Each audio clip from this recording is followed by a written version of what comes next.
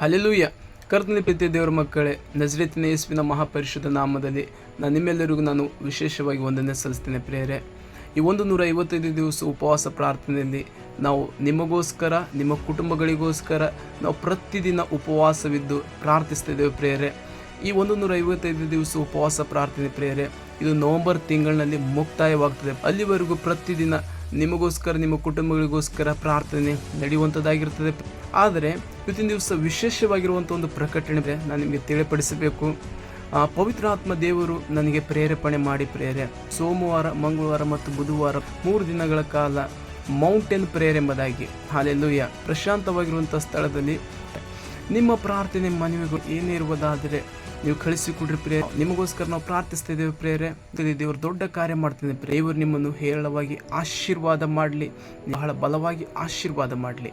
Amen. Praise the lord.